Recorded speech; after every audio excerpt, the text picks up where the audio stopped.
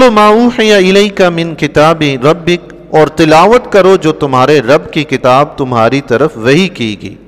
قرآن کریم کی تلاوت کرو۔ اللہ اکبر۔ علماء کرام نے فرمایا ہے، رب نے حکم دیا نا قرآن کی تلاوت کرو، فرمایا قرآن سمجھ آئے یا نہ آئے قرآن کی تلاوت کرو، ثواب تو اس کا ہے ہی ہے نا جی، اس کے پڑھنے کا بھی ثواب ہے۔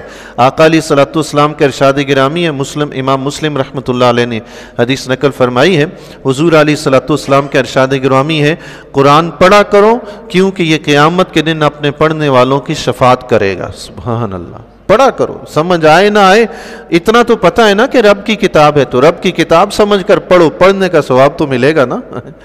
بندہ اس سے محبت کرتا ہو، کوئی لفظ سمجھ آتا ہے اس کا معنی یا نہیں آتا، لیکن وہ بندہ قرآن پڑھتا ہے، قرآن سے محبت کرتا ہے، قیامت کے دن قرآن اس کی شفاعت کرے گا انشاءاللہ۔ اللہ اکبر۔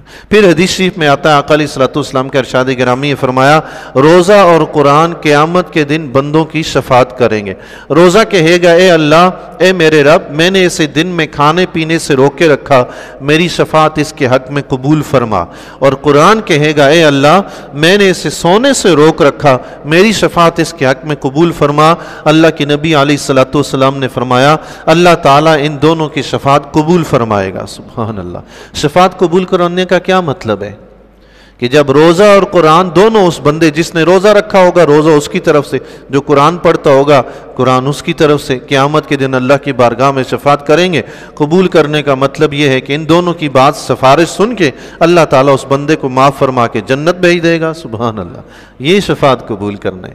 ایک حدیث شریف میں آتا ہے، امام طبرانی رحمۃ اللہ تعالی علیہ نے حضرت جابر رضی اللہ تعالیٰ عنہ سے روایت نقل کی ہے کہ آقا علیہ الصلوۃ والسلام نے ارشاد فرمایا، قیامت کے دن قرآن شفاعت کرے گا اور یہ اپنے پڑھنے والوں کی طرف سے جھگڑے گا اور اس کی تصدیق کی جائے گی، اس کی تصدیق کی جائے گی۔ جھگڑے کا مطلب یہ نہیں کہ یہ کوئی اللہ کا مقابلہ کرے گا، بلکہ جس طرح وکیل ہوتا ہے نا، مقدمہ لڑتا ہے، وہ جج سے جھگڑا تھوڑی کر رہا ہوتا ہے، اپنے موکل کی طرف سے مقدمہ لڑ رہا ہوتا ہے، کوشش کر رہا ہوتا ہے کہ جج کسی طرح اس کو معاف کر دے۔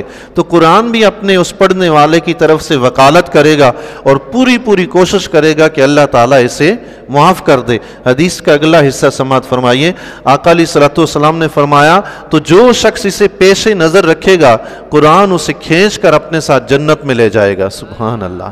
اور جو اسے پسے پشت ڈالے گا قرآن اسے ہانک کر جہنم میں داخل کر دے گا۔ اللہ پسے پشت ڈالے گا، پیش نظر رکھے گا، کیا مطلب ہے؟ پیش نظر کا مطلب یہ ہے کہ جب بھی قرآن کا حکم سنے گا سر جھکائے گا، میں مانتا ہوں اور عمل کرے گا، یہ پیش نظر رکھنا ہے۔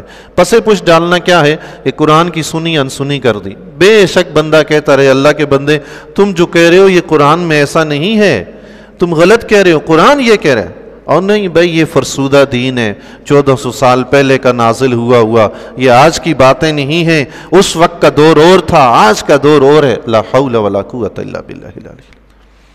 بندہ اگر مسلمان بھی ہونا، بے شک جتنا بھی اسلام کا دعویٰ کرنے والا ہو، اگر قرآن کا حکم نہیں مانتا تو ایک دن جہالت اس پہ چھا جاتی ہے، جاہل بن جاتا ہے وہ۔